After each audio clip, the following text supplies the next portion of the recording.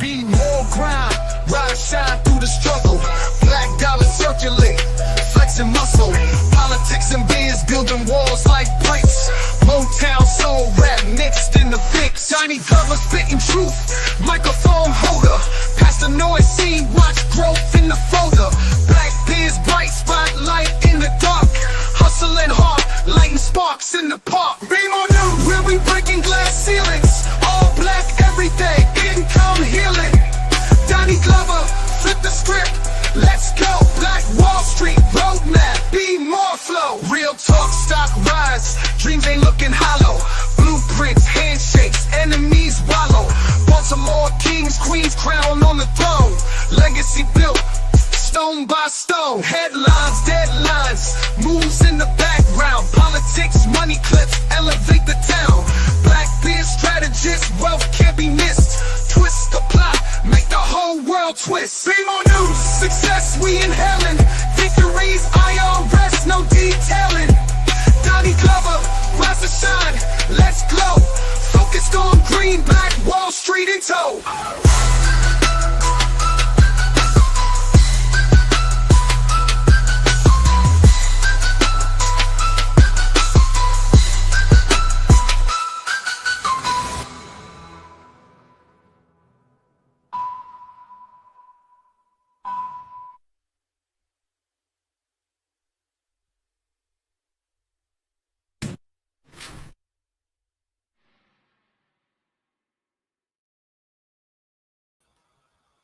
First name's Donnie, last name's Glover. In it to win it for the long haul, baby. We have with us two very special friends, Morocco Coleman, Sarge, aka Sarge Teed Hut, and then also Rodney Burris. Rodney, you were military service yourself, weren't you? No, sir. I did not have the honor, Mr. Morocco. I did not have the honor of serving, man. I appreciate being in your presence. I salute you anyway, Mr. Burris. Sir. You're a young black man, survived the marathon. Well, you know, I'll tell you, let me bring you up to speed. We've been talking about Native American indigenous culture, and I gotta tell you, we have some wonderful people that watch the show, that contribute to the show. Generally speaking, I'm learning that with certain audiences don't like the word black. And there's a long list of people that embrace the word black, say maybe my generation and older, and understand how it went from colored to Negro to African American to black, the whole who was saying it, whether we were saying it, whether someone else was referring to us that way. But Rocco, this is gonna get deep. I don't know if I warned you, but you're a soldier and you can handle this. Yes, sir. And let me just say, Morocco, you bring so much to this conversation that I could never answer. And Rodney, from your emotional intelligence expertise lane, I have some questions specifically for you. But that's what we've been talking about. Are we Moors? Are we Hebrews? Are we Native? Who are we? I love this topic. So I've learned, I chill using the word black, even though I got a book that has black in it. Yes. I Am Black Wall Street. I got my first book actually has black in it. Unapologetically black. Third book is entrepreneur, but I'm gonna give you both some breaking news. That's the new book. Black book. Yes, sir. Yes, sir. Yes, sir. Just got it in my hands. Oh, you talking about Burkina Faso, man? You are touching on so many of my favorite current topics. Burkina Faso, I love what they're developing over there. It is amazing what's happening right there. You're very up to speed with current events, man. You know about Burkina Faso, Morocco, Sarge? Yeah, I picked up on it recently with the young man that's the, I'll use the term president. Captain Ibrahim Traore. Yeah. And he was dropping it strong. And he's I picked up that he's working towards a cohesive Africa. And I was very impressed when I saw him a few weeks ago speaking, and very impressed.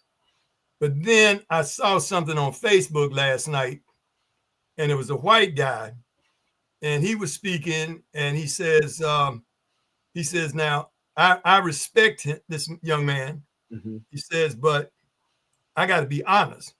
He said they're gonna kill him, and the person interviewing said, well, why would you say that? What do you mean? He said, we have to look back at Muammar Gaddafi. And Gaddafi was looking at bringing a cohesive Africa with his own financial system, which would checkmate all of the resources that are being taken out by others and raping Africa. And he said that was the reason that Gaddafi was assassinated. And so it made me stop to think about this. And I've got to do a little more research and digging a little deeper with the president there to pick up a little more on his particulars, and to also look at some type of support systems, because it's something that was stated so wide open, and it wasn't derogatory. It was just a guy speaking what he considered as truth, and it got my attention. Yeah. Well, Traore is a person that gets attention. He is moving in a way that is revolutionary, from his green wall that he is reseeding his part of the lower Sahara Desert, like coming off of that desert. They're creating a wall to stop the desert from expanding and to make it greener. I heard that they are releasing I don't know how many million, maybe it's 1 million, maybe it's hundreds of thousands of rabbits, because they're burrowing animals, and they will naturally help irrigate and aerate that land and that soil. And they're doing phase releases, phase development, the same thing that they were doing with chicken and with a certain type of beetle, Brother Morocco, I forgot the name of it, but to create this naturally occurring, all of these animals are native to that area, but he's using them to kind of redevelop and kickstart. So not just bringing in pesticides and European seeds or American agriculture, but what has worked here, what animals can survive and thrive here, what's not going to throw off the ecosystem, in addition to creating a rice factory. That's one of the largest on the state. In addition to them having an electric vehicle, which blew my mind, Brother Morocco, because I wasn't taught that a third world country, right, like a Burkina Faso, could in such a short time produce an electric vehicle. It exists. It's Googleable. They are producing it. Wow. It's really wonderful. And yes, that threat is there, right? That threat is always there. And I don't like to dwell on it, but I acknowledge the potential reality of such things. But I love it, man. And so between that topic to Donnie, to your book, did you say From Black to Burkina Faso? Is that the name of it? From Baltimore to Burkina Faso. Baltimore. Oh, that's my listen. We hitting everything I love right now. So when we talk Charm City, when we talk Black people, I am one that says Black. I definitely am aware of the discrepancies around the term and what it may mean in Black's Law Dictionary, and I get it. I understand it, but it is something that has been a part of my living and growing. I'm proud of it. I'm proud to be Baltimorean. I'm proud of being a Black man, a Black Baltimorean, a part of the greater diaspora, who is also, in my opinion, one of the pushers of this reclamation of who my people really are as Black Americans. And I have a whole channel that presents that video and that videos like that and that information. So we're in my wheelhouse today, man. I'm gonna try to be quiet, Brother Morocco, and yield the floor. But I love this, man. I'm glad to be here. So, Morocco, one of the things I wanted to establish is your military record. Okay, military record is I was drafted in 1967, and I was in my junior year of college at North Carolina Central University.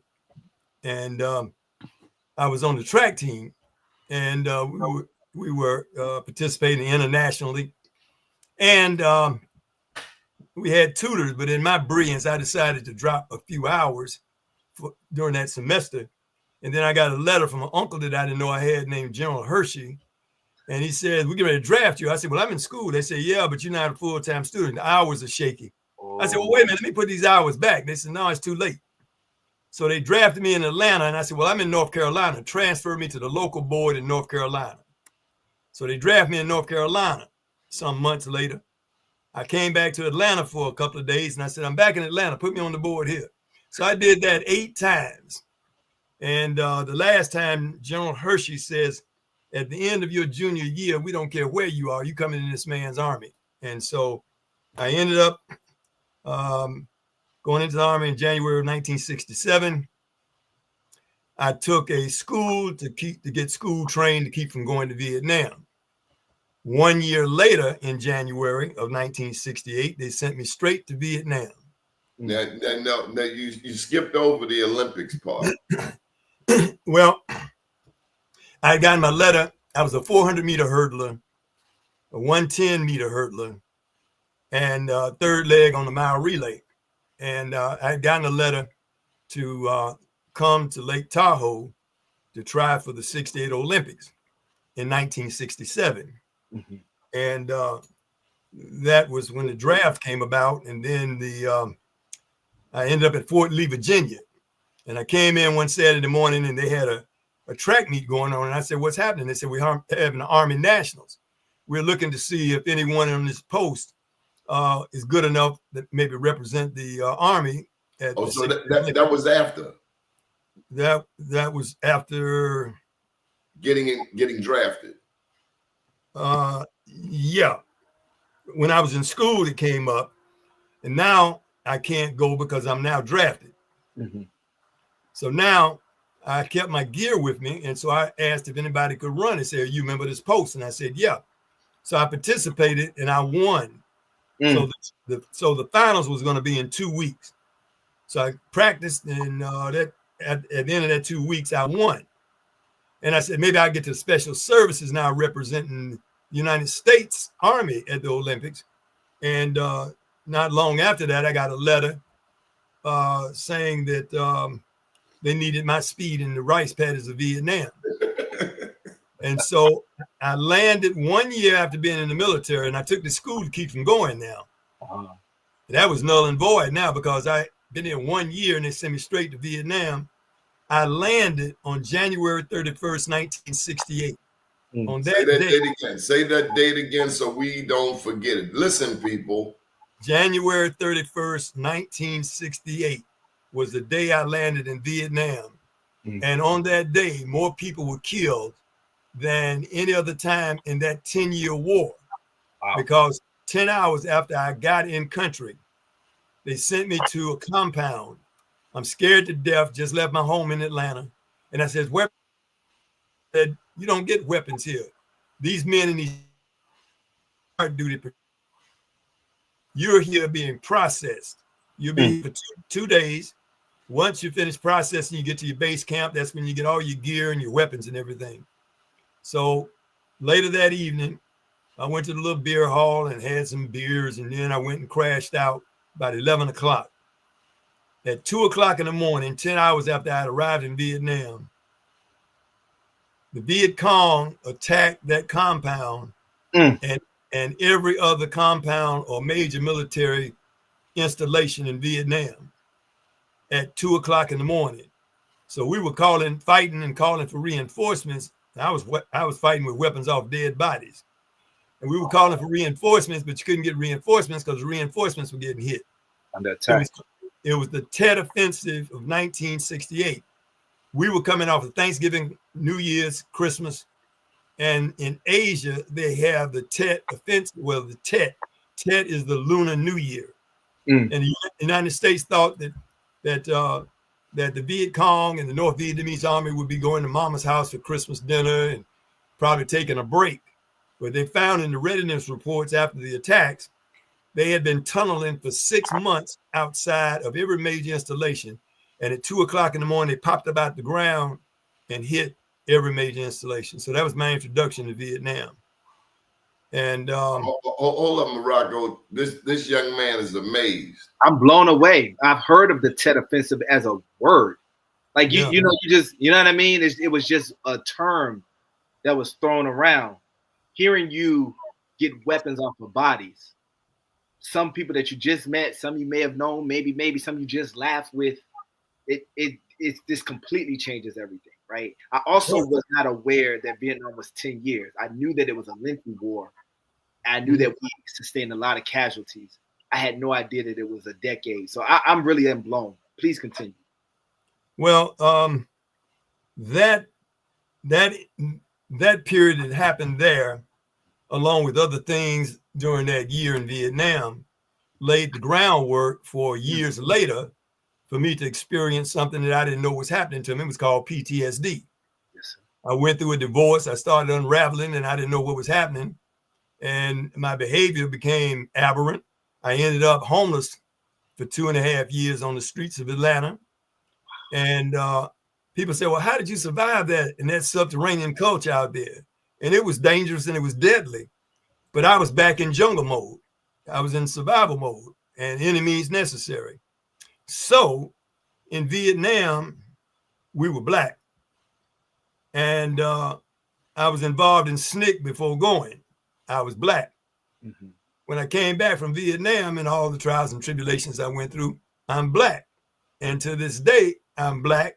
And a couple of years ago, I received a very cherished trophy award that I have on my wall downstairs. And it was awarded to me from the Black Wall Street organization, which was presented to me by Donnie Glover. I'm still in Atlanta at the Absalom Jones Episcopal Center. Exactly.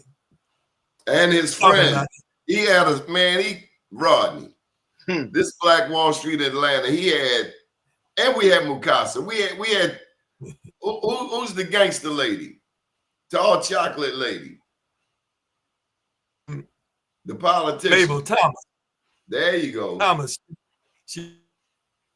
Her name resonates in Atlanta. Mabel Thomas. Mabel Thomas. Mabel Thomas. Yeah. Mabel Thomas. And then you had I love meeting a lady, Miss Alexis. Mm. Who owned the newspaper. Yeah. Alexis Scott. Another. And when I say gangster, I really mean that in the highest form of adoration. She's just superb, stellar, top notch. And let me show you a little something. I had the newspaper back in the 40s, maybe before 3 or 4. And along with their father, they founded that newspaper and it's still in existence today. Mm-hmm. Mr. Scott, he was drafted in World War II, that he had abilities with a camera, and then they had a paper and he had those kind of gifts. They had him to military. Hey, Morocco, I got to tell you, your connection is a little weak. Okay. Everything was fine. I don't know what happened, but if we only have you, you got to tell them about the indigenous piece. Oh, yes. Yeah. Well, yeah. Let's just get that in. I don't want to miss that.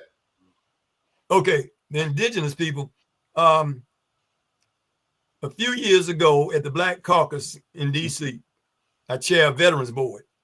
And one of the meetings I overslept and missed that afternoon. And I said, wait a minute, what am I going to do now? And I had gotten a flyer from a brother named Ron Daniels. Ron Daniels goes around the country having what is called the Black Family Reunion. And he's about our people. And I had met him a couple of times and he said, hey, brother, here's a flyer. I want you to come this afternoon. So I said, well, listen, I'm going to go to this gathering that Ron Daniels had. And so I went and I sat in the audience, and there was a panel discussion going on, and there were 5 people sitting at this table in the front along with Ron. And they were talking about blackness, etc. And as I looked at each one of these black people sitting up there with him, and most of them were dark in complexion, there was something unique about them that I couldn't put my finger on. For instance, you see an Ethiopian, you know they're Ethiopian. You know they're Ethiopian. And there was something about these 5 individuals. It was 4 guys and a woman, and they were sitting there, and I looked in their eyes, and it was something just different. And Ron said, well, ladies and gentlemen, these are our brothers and sisters, and they are Seminole Indians. Yeah. The Seminoles out of Florida. And going back a few centuries, there were blacks in a certain area of Florida. I don't recall where it was. And these people were inculcated into the Native American culture and were accepted.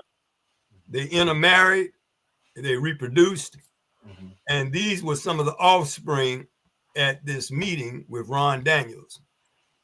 And so that was the first time that I had encountered anyone from the Seminole Nation.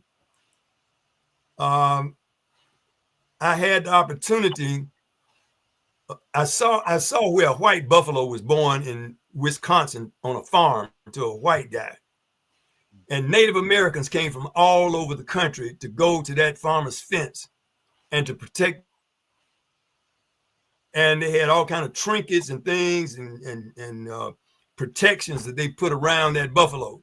So my wife said, I wish I knew a Native American that I could ask about what the significance is. What does this mean? And so I said, well, about 5 years ago, I had to take a course out at the University of Colorado for a veterans program. And one of the guys in my class was named Lawrence Tailfeathers. He was from the Blackfeet Nation, not Blackfoot, Blackfeet Nation in Browning, Montana. I said, wait a minute, I got his card somewhere, and I called him. And I started talking to him, and I asked him about this white buffalo that was born in Wisconsin. What is the significance of it? Why is it so important to Native Americans? He said, well, it was prophesied 15 centuries ago that a white buffalo would be born at this time. There have been many white buffaloes over the centuries, but this was prophesied to be a brown-eyed white buffalo.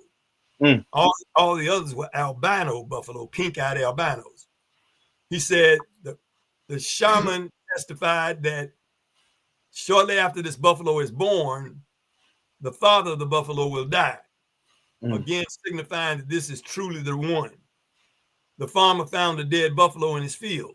I couldn't understand the significance of it at that time. And then he said the buffalo will turn colors. The buffalo eventually, they named the buffalo Miracle. And over a period of time, Miracle turned yellow, red, black, and then finally silver. And you can go online and look up Miracle, and you will see those color changes and all the things that I'm telling you about. And so Miracle, I said, well, what is the significance of it? And he says, well, and he kept giving me the tourist kind of thing. And I kept pushing it. So finally he says, look, you're not letting this go. He says, why are you pushing this? I said, well, many blacks have Native American ancestry, but we've never tapped into it because we don't know anything about it or where to start. He says, okay, I'm going to tell you what time it is. He said, I'm inviting you and your wife out to our Indian days in June.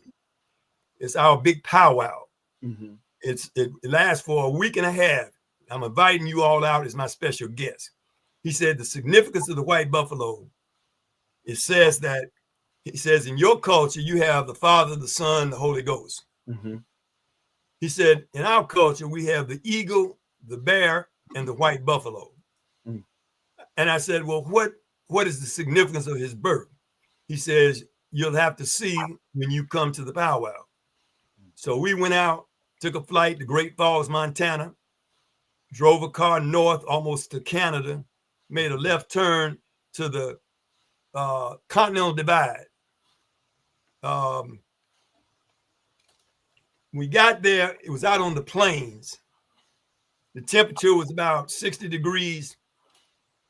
The next day, we took going to the Sun Highway, and in 20 minutes, we were at the top of the Continental Divide, standing there, and I could look, and I'm standing in the snow and ice, and I can look to the north and see Canada 25 miles away.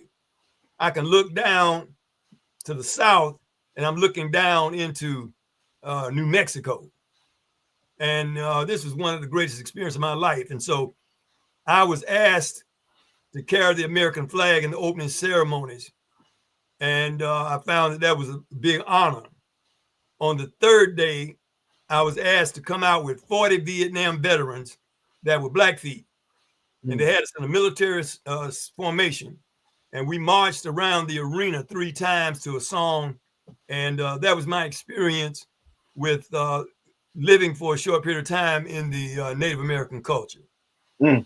And since then, I've been to a number of powwows here in Georgia and one other place to make. When I did my DNA on Ancestry and on National Geographic Genome Project, it says that I was 2% African, 2% Native American in North America. So I'm still digging to find that that fingerprint that I can put my hand on. Let me just say, big brother, I am still learning. I am no expert. I'm a journalist, and you've just shared some things tonight that I did not know. Now I've learned. You said the eagle, the bear, and the white buffalo. Did you know that, Rodney? Did not. First time hearing it.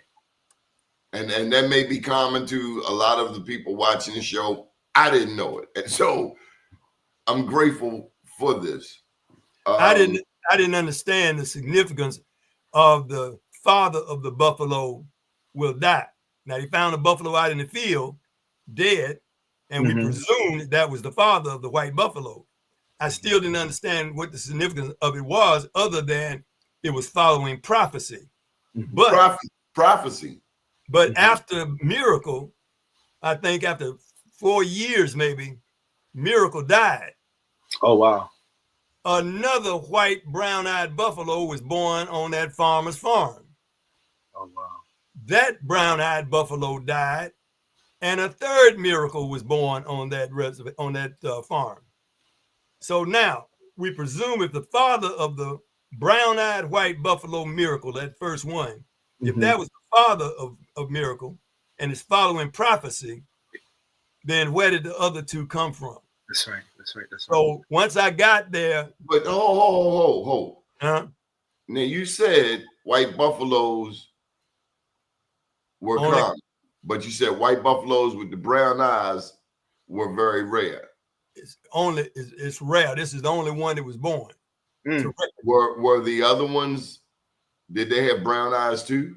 No. Brown-eyed white buffaloes born on the same farm years later. Isn't that the miracle? That is the miracle.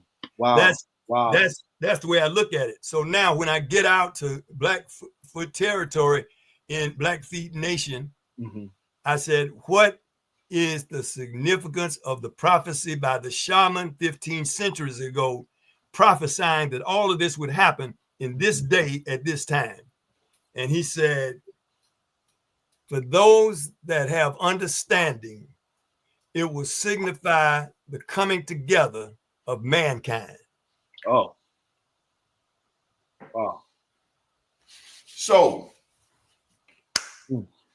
is it possible there's a relationship between Indigenous Americans and Moors? Absolutely. Or Indigenous Americans and Hebrews? Or all three, Indigenous, Moors, Hebrews? Because one of the terms, and I'm no scientists, folk have talked, including Brenda, have talked about the haploid groups. And then that's not my forte. But I do want to reiterate one point you've made, Morocco. You said you did check your DNA, and what did you find? I found that I am 2% Native American in North America. And another interesting fact is I'll have to come back. I lost that thought. Any Africans show up in the DNA? Oh, when I did my first DNA, it was many years ago under the National Geographic Genome Project. Okay. This is before they even knew anything about ancestry or anything like that. It takes 6 weeks. My wife's came back in 6 weeks. Mine, they had to keep breaking it down, and they kept notifying me. It took 6 months. So when I finally got it, it said that I came from a group some 49,000 years ago in Africa that before the Pangea took place, Pangea where the continent split, before the continent split, these 49,000 years ago, the tribe that I'm associated with said, let's walk across the earth. And they went out towards Asia, and they came Caucasus Mountains, came on down into the North America. And that is why we are everywhere. We are the first people in the first place, Africa. And it said what took so long with mine, that out of all the DNA so far as DNAs, at the group that I 9,000 years ago said non-male to the earth is the DNA group 49 came from, of that DNA in every non-earth. Now that Morocco.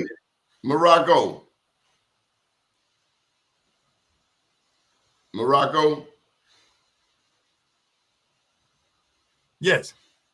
Morocco, I'm gonna call you on the phone because we gotta hear that. Your connection is bad.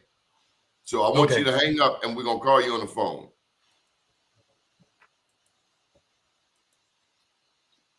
I was really interested. Yeah, I was interested. Matter of fact, Rodney. Well, yeah. I was going to say that I was interested in hearing what he was saying about it.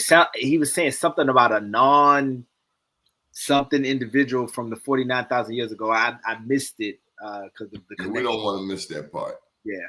You peeping any of the comments, Rodney? I saw a couple of the comments. Hold tight, Rodney. All right, go ahead, Morocco, because we want to make sure we hear that point. Okay, so it took 6 months on my DNA instead of the 6 weeks, and they said that the group in Africa that I came from before the continent split, they said that group was 49,000 years ago. And they more or less said, let's walk the earth and see what's out here. And they started around towards Asia. And it says they came on around all the way around into the Caucasus Mountains, which is over in European land, and came on back around into North America and America more or less. And they said that the group that I came from 49,000 years ago, and says everywhere they went and touched down, they left a remnant of people. And it says that DNA that I carried from this group in Africa 49,000 years ago, it said that strain of DNA is found in every non-African man on the face of the earth today.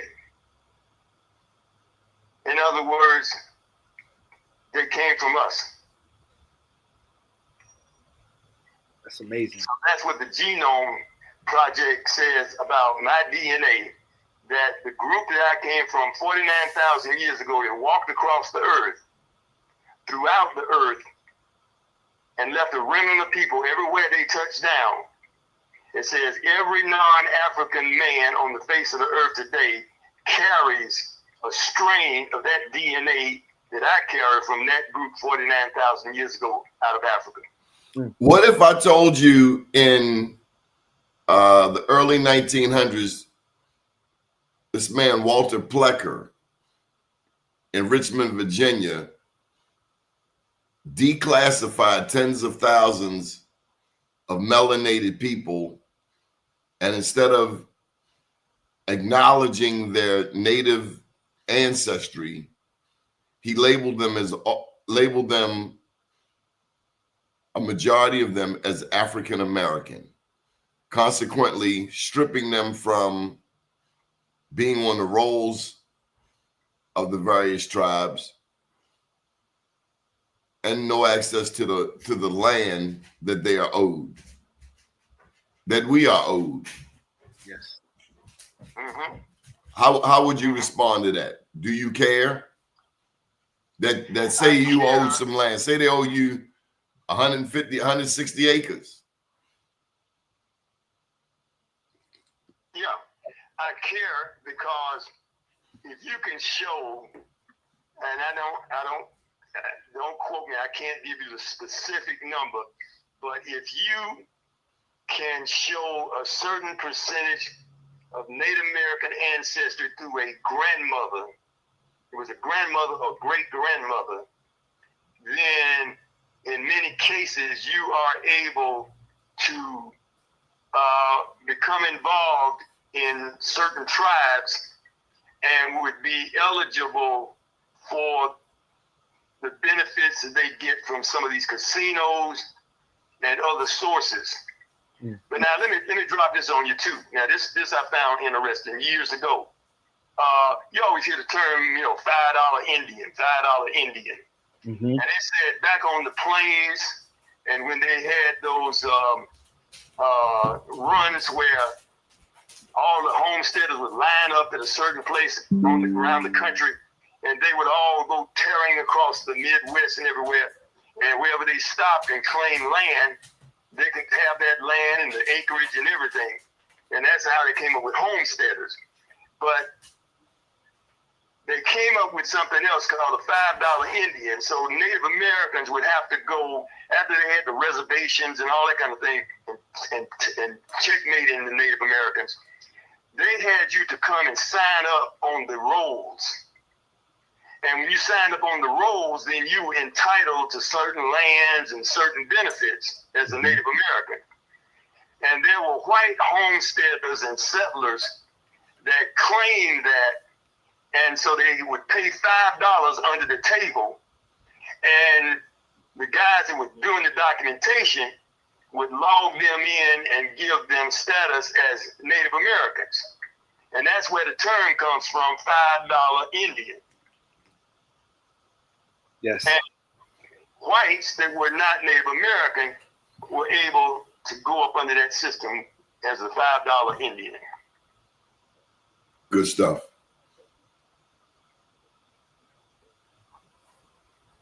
Got some interesting comments here. Morocco, we're going to finish out online, but I wanted you to share that story with us. And we thank you for this enlightenment. We're going to discuss this, and we'll talk with you shortly. Thank you, and it was good meeting Mr. Burris. You take care. Good deal. Thank you, Thanks, Mr. Morocco. All right, peace. Peace. Break it down, Rodney. Oh, man, it's so much there. So first of all, yes, we were a global melanated population. One of the beautiful things about what he said was that one of the challenging things is that line of theory. Let me give a moment for the comments here. The Prophet Muhammad, who was the founder of Islam, was the descendant of the Prophet Abraham, who was a Shemite. We are Shemitic people. Isaac, our progenitor, and Ishmael were brothers. Very fair. There's a lot to that. Everyone's family is special and unique. Share the lump. You do not know my grandfather or my grandmothers, and you are not related to me. It sounds like some arguments in the comments. No problem. No problem. Listen, I have I mentioned, Donnie, that yes, sir. I got to get this question into you. You're the emotional intelligence expert. I'm ready. You see the comments.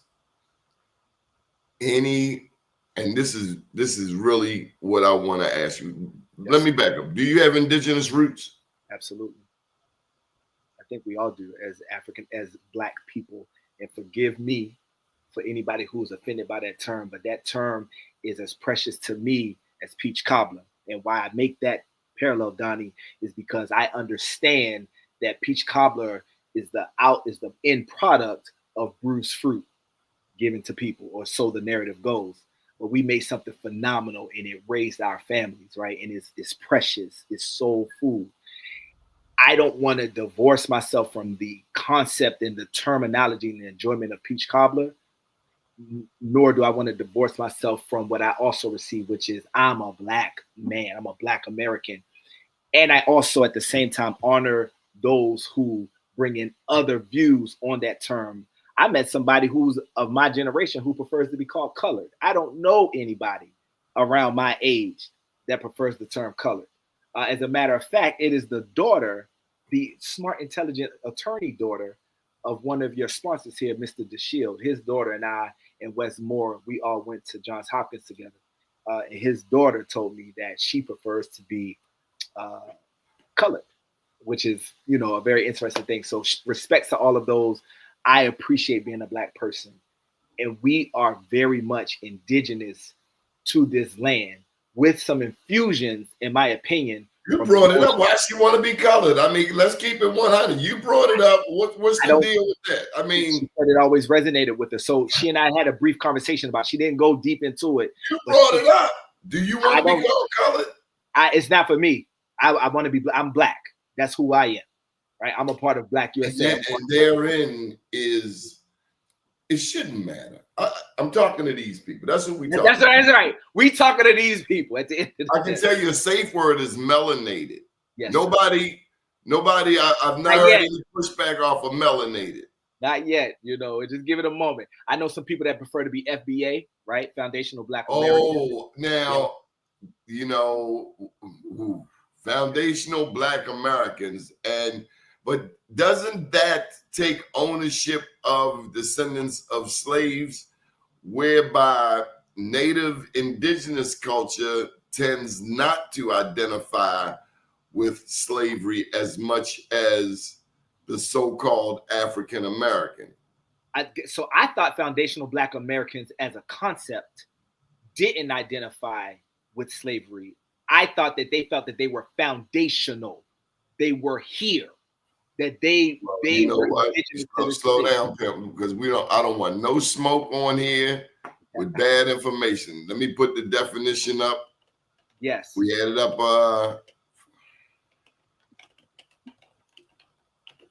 the young man that did the Moors video, Tariq Nasheed, is the term used to describe Black people in the United States who can trace their lineage to enslaved people. That's FBA.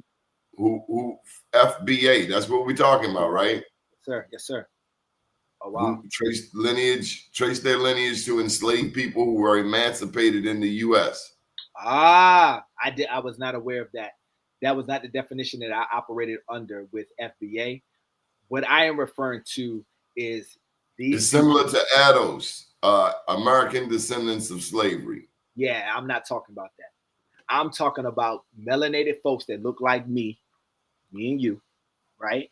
Who were already here, who either were indigenous to this land and or who never goes up the way I want. I'm sorry.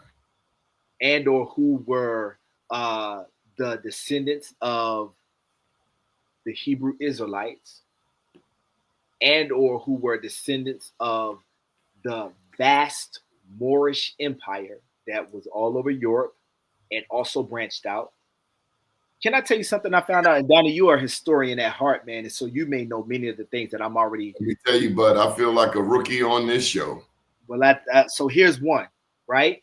So over in a certain part of the world, there's a lot of countries and nations that end in the word "stan."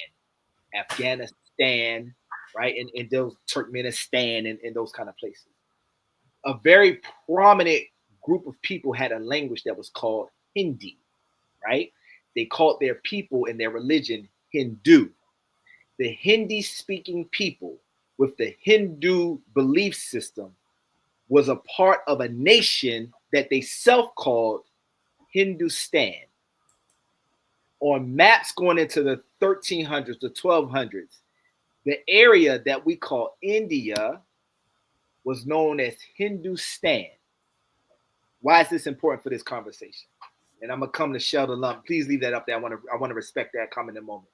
That's important, Donnie, because if for centuries, I, as a white European, and I say all of these terms respectfully, am entering into an age of discovery, or so it's called, trying to find new lands, and I presuppose, I think, conjecture, that I can take a certain route and make it to a place called India. And when I land there, I think that I'm in said place. And so I call the people there Indians.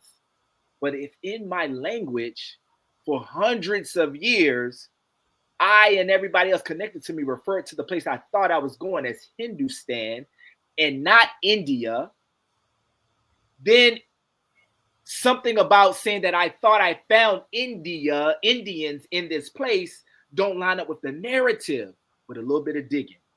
And so then with a little bit of digging, we read that Italian explorer, Giovanni di Verrazzano, hope I pronounced his name correctly, da Verrazzano, I believe. But he said that when he arrived, the people that he found here were black in complexion, not unlike the Ethiopians. Here, this wasn't the result of slave trade.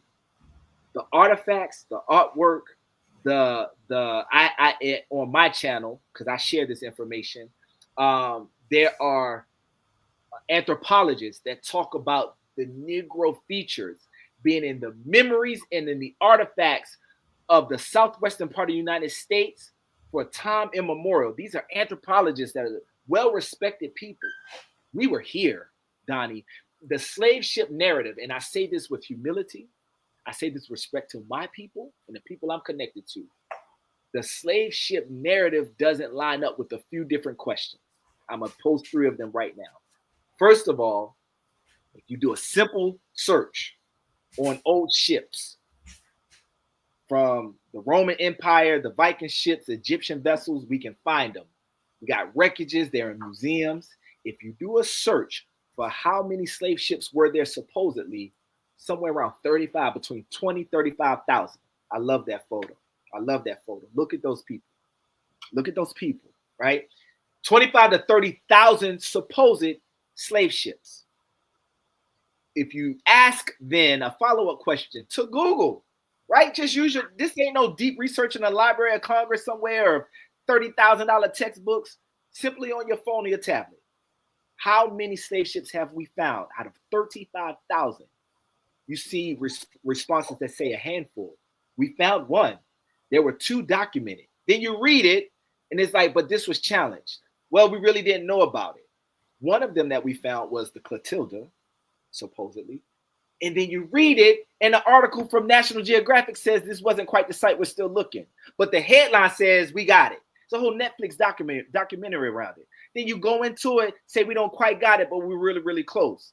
And then supposedly the people off of that ship named where they're from, Africa Town. The reason I have a problem with that, Donnie, is that if me and you and 20, 30, 40 other people got snatched up and went to China, and the Chinese referred to where we were from as some Chinese word, right? But we know that we was from Baltimore, Maryland.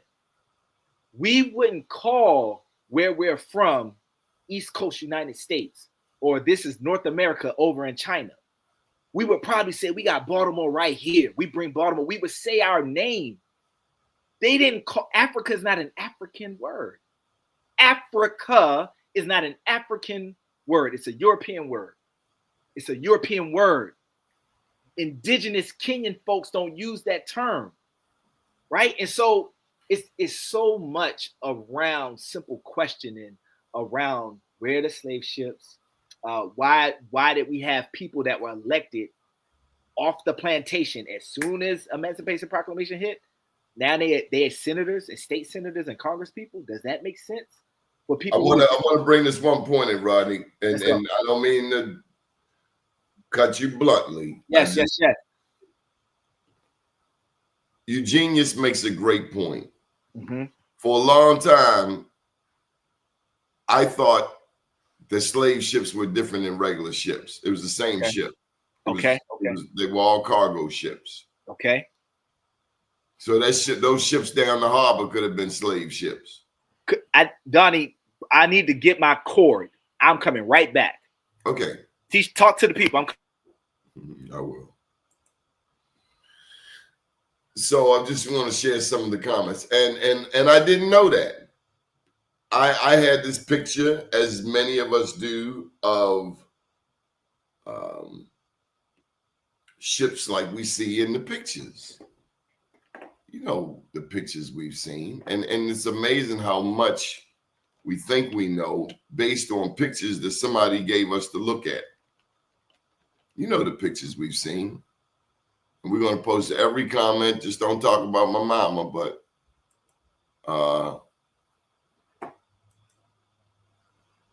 I'm going to post these pictures. 2 in particular.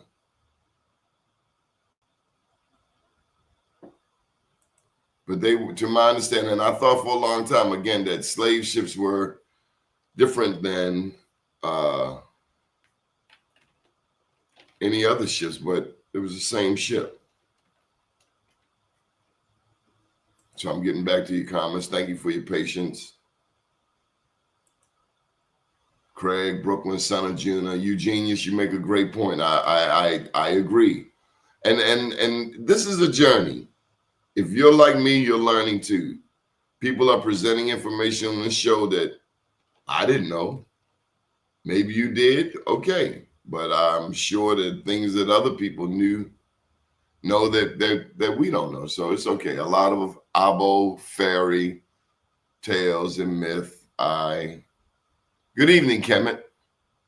Brenda Bennett, thank you for your participation. Abraham's great Uncle Joktan was said to be in America approximately 45,000 to 60,000 years ago. Is it possible that, well, we have established that the ships were crossing the waters. What we have not established, and I've not heard my experts, or the North American experts, articulate. Oh, I didn't see you, Rodney. My bad. I have not heard our experts articulate if and there are those, Rodney, on this show, instead of an Afrocentric view, which I've had since I was 15. Mm-hmm. I started putting maps of Africa up, want to learn more. Yeah. There's a school of thought that is with a growing number that has an Americentric view of the world. That's me now. That's me now, Donnie. And this picture that we're sharing was a major contributor to this.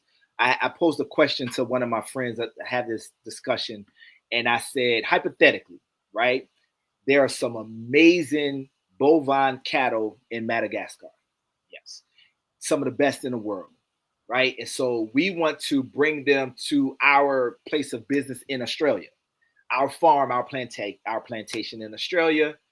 It takes, at the time, for whatever reason, 2 months to get them there. We pack as many of them as possible on this ship. We don't feed them. We don't really move them around. We take these strong, robust. I need some coffee. Yes, sir. Healthy, robust cattle. We take them all the way across the water. They've been underfed. They've been in squalor. They have pooped like cattle, and I say this respectfully, on themselves, etc. Right? Because this is the narrative. They're skinny. They're sickly. They're diseased.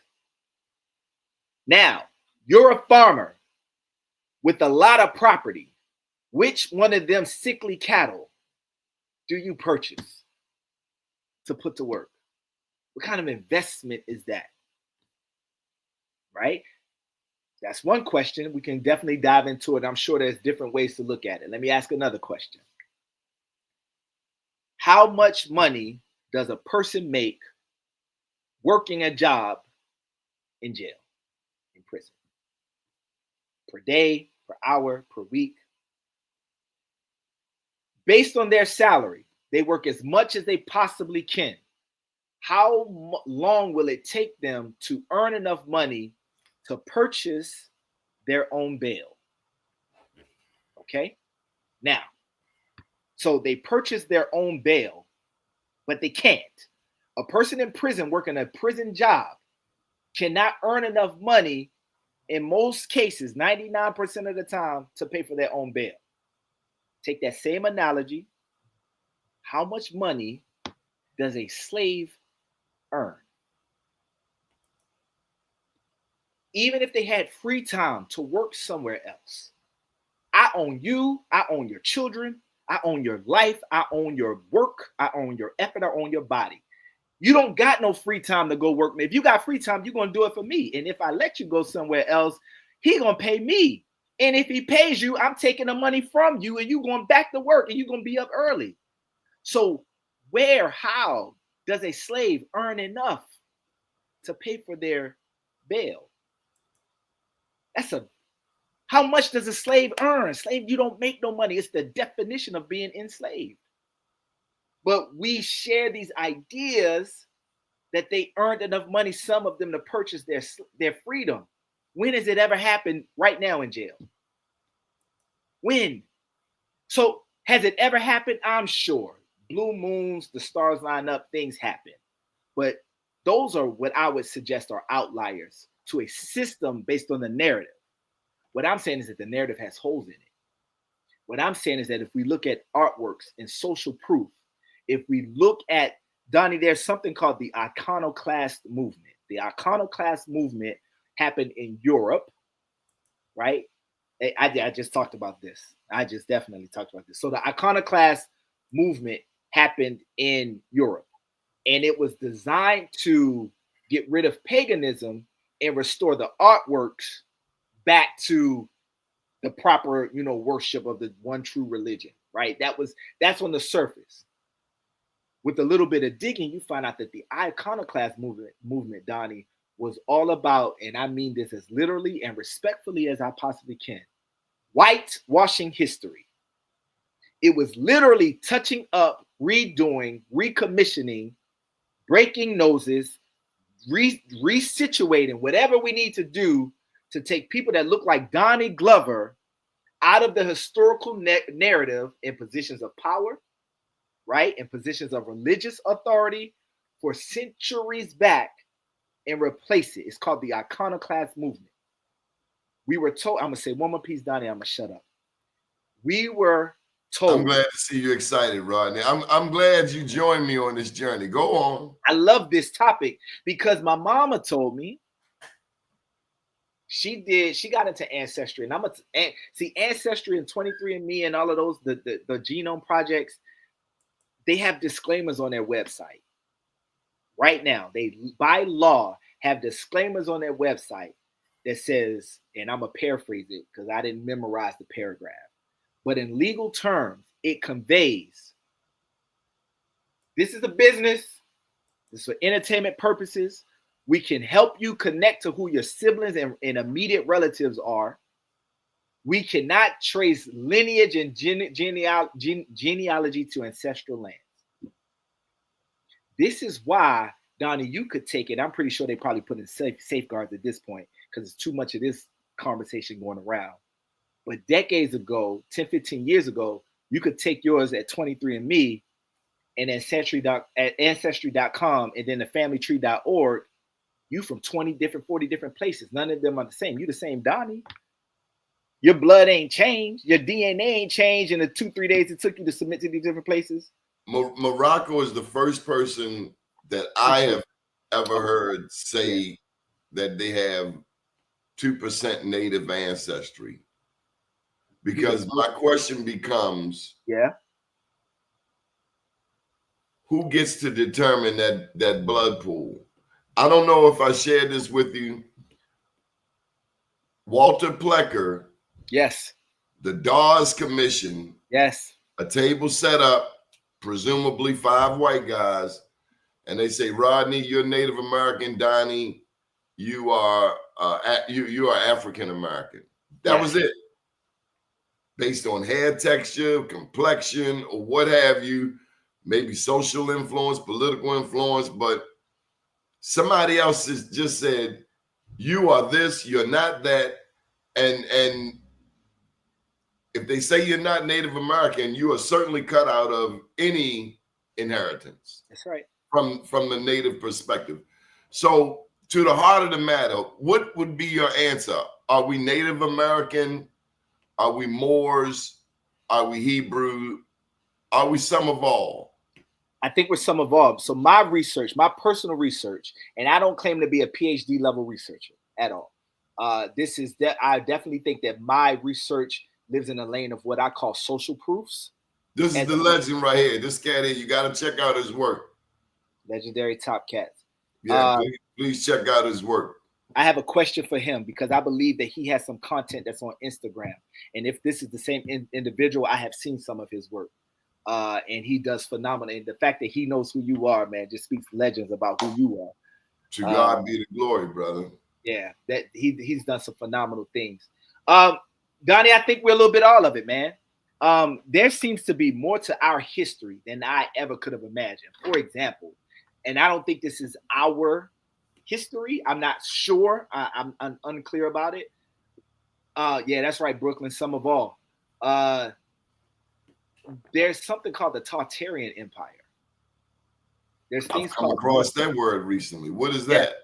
So it seems as though there was another global, semi-global civilization. I don't know what these people look like. I don't know if they were of several mixed races or if they were one people. I'm not sure, but they were under the banner that was called Tartaria. And supposedly they had several things. One of the things that they had that was unique to their civilization was free energy.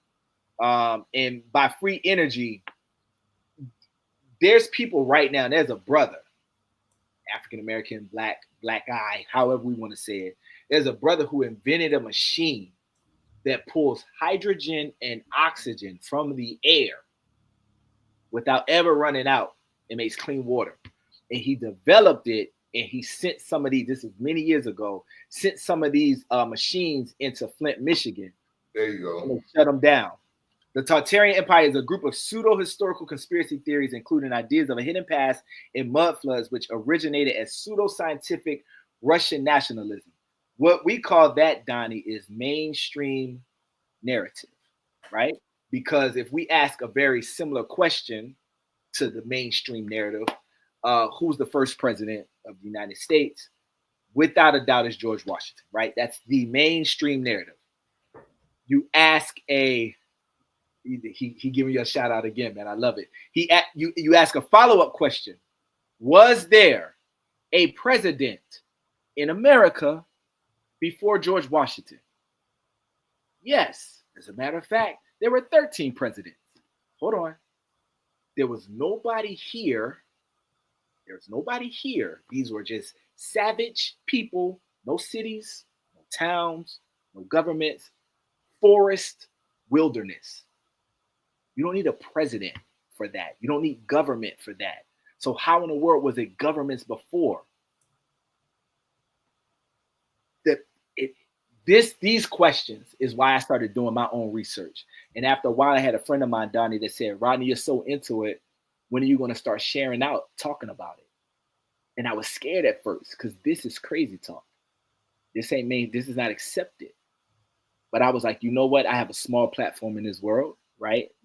Maybe big to some, maybe nothing to others.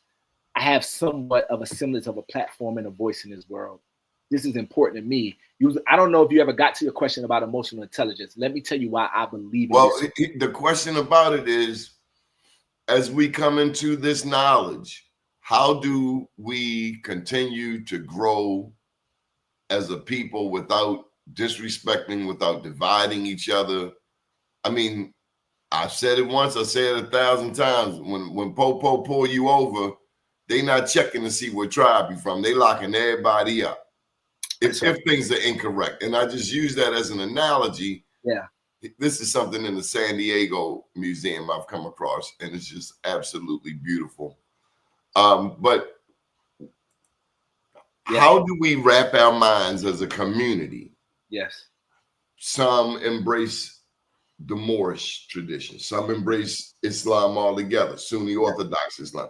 Some are coming from Christian, African American. Some of us recognize the indigeneity, and I have mad respect for the younger generation. I'm 60, so there's a group of young people, who are tired old people. I think they got some things twisted, but they are dead on the money in asking why we haven't paid more attention to our indigeneity. Yeah. Well, we were told that we didn't have it, right? That's the mainstream narrative. There's no such thing as your they don't care. They don't care that we didn't know. Now I gotta put this example in. I called my 6th grade teacher today to tell him I sent him a picture of my book. I gotta plug my book. Black Blueprint, Baltimore to Burkina Faso. Love it. When I first told him about what we were doing with the Black Wall Street Awards, and let me publicly thank you for your help with not just the Black Wall Street Awards, but also expanding Be More News' footprint into people younger than you. I guess those young ladies were younger than you and Nabavi. Yes. For nurturing and taking them to the White House and making sure that we expand this footprint. Yes, sir. And I done got lost all the way around in that. But you know, so there you have it. Asking a question. You said the young people asked the question. Why didn't we stand up and fight? One young lady said, why didn't we stand the F up? Yeah. And what an elder shared with me to share with her is that the many times that we did fight, that our ancestors, how we are even here. Mind you, I don't think indigeneity is the top issue when the police are putting fire hoses and dogs.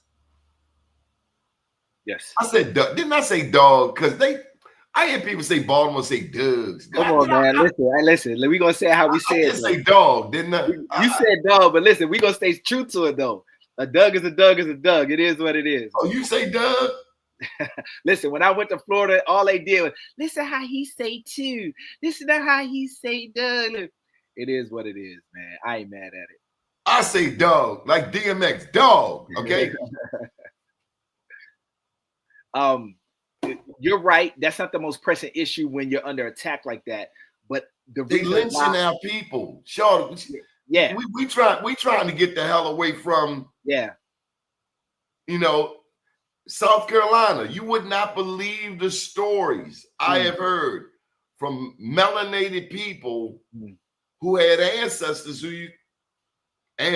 elders, your grandparents, great-grand, they dead ancestors, who left South Carolina because they shot.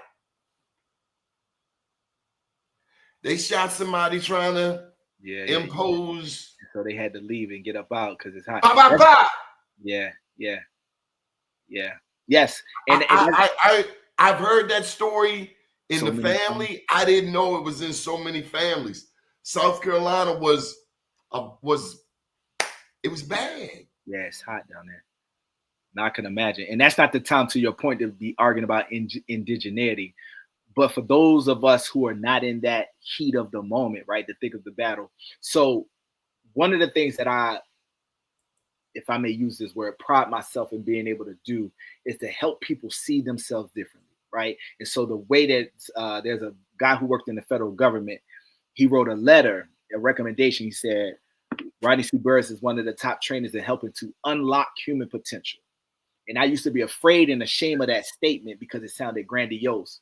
But how it relates to this, Donnie, for me is, how do I help you see yourself different and better when deep down you believe you're a few steps removed from a savage? You're a few steps removed.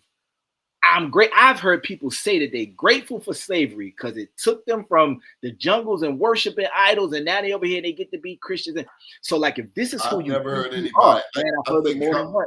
Kanye is the only one that I can recall said something crazy like, what did he say? Slavery didn't exist.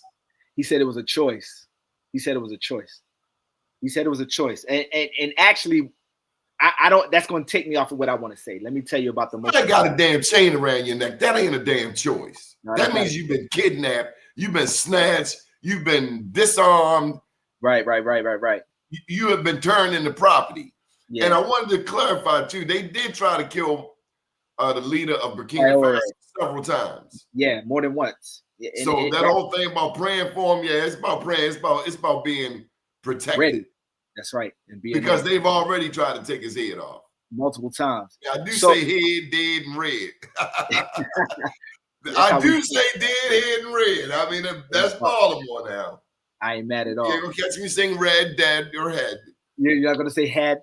So yeah, Baltimore is gonna come out. But I don't. Be that as it may. Yes, sir. Any advice for as we take in this new information? Yes. Just in the sense of loving who we are, regardless. And I don't want us. I hope we don't get so out of the loop of the rest of the world. Yeah. That we view anybody who is not indigenous as an enemy. I am reminded of one of my favorite heroes. It's in my second book. There are two heroes that I, as it relates to slavery, two heroes in my world, in America. Now, Jamaica, I'll tell you Nanny the Maroon Queen. In Brazil, I'm going to tell you Zumbi. Okay. But in my world, it would be Harriet Tubman and it would be John Brown. John Brown is not indigenous. Oh, white guy. I know. I'm familiar. Speaking of indigeneity, white guy who died fighting against. That's right.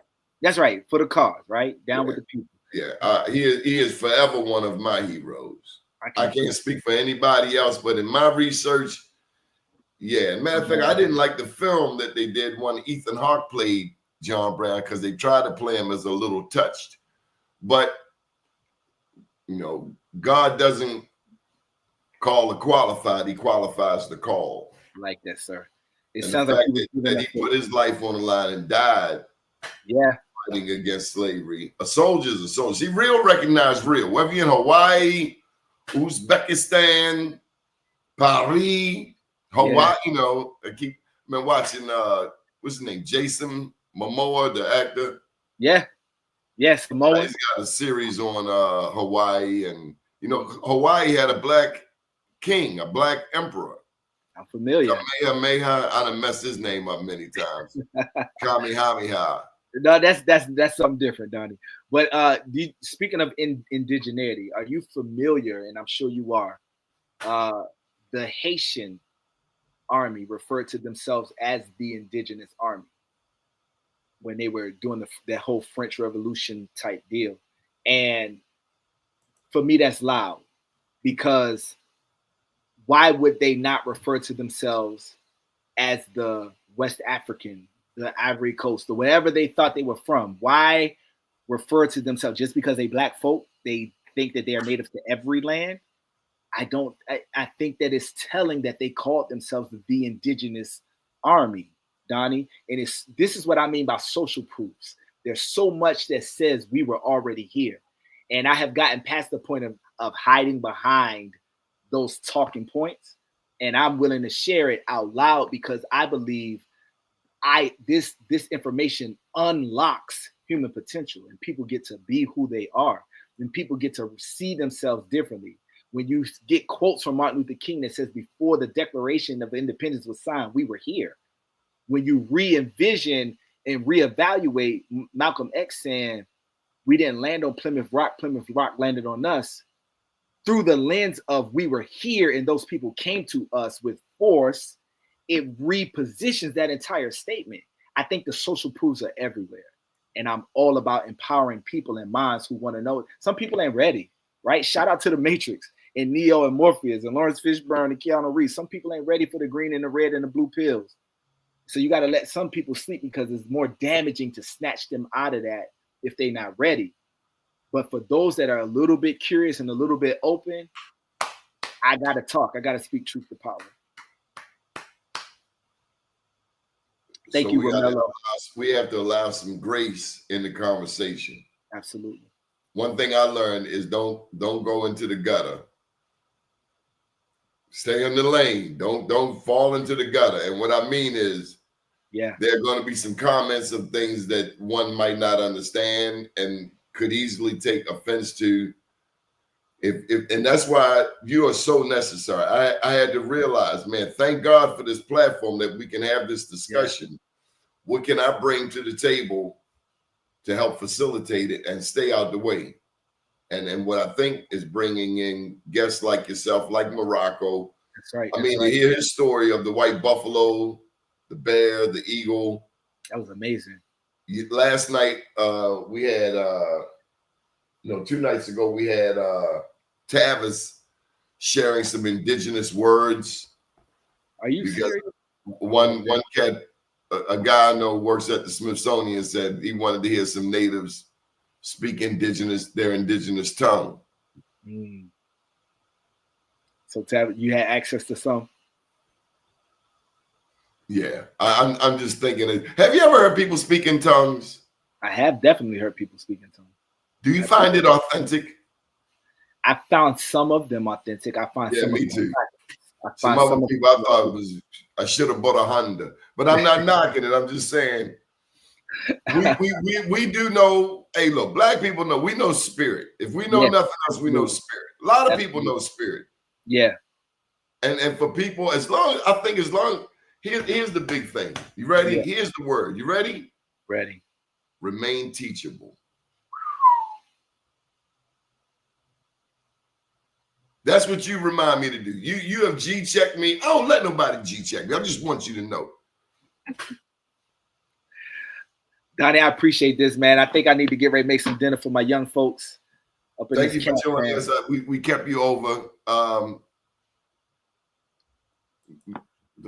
We got to get some of these comments in. Don't go nowhere. Give me Let's 2 minutes. Go to New Orleans. Then Black Indians speak the language. New Orleans has such a rich culture of indigeneity. The Haitians are indigenous because the army was called the Indigenous Army. European. Oh, go back. We'll make your mind up, man. No, go back to the one, right? Yeah. European colonial powers coined the term Indigenous Army. We need good reading comprehension skills. I appreciate it, Kemet. Kemet reminds me of, listen, Pan-Africanism has its place. And I don't knock it because Africa should be more prominent. I just don't think it's the only land in history. I just like a bowling alley. So you made a bowling alley reference. Bowling alleys have several lanes within that same camp. And I think that these narratives live alongside each other. Martin said that we are exiled in our own land. I got a whole video about that. I did a whole video about that. Shout out to the ancient one. All right, Rodney. Thank you very much for joining us, man. Ashe. And we got to bring you back. Hope you can come back. And I'll be glad when you get back to them emotional intelligence articles on Be More News and blackusa.news. Absolutely, sir. I appreciate y'all. Have a great one.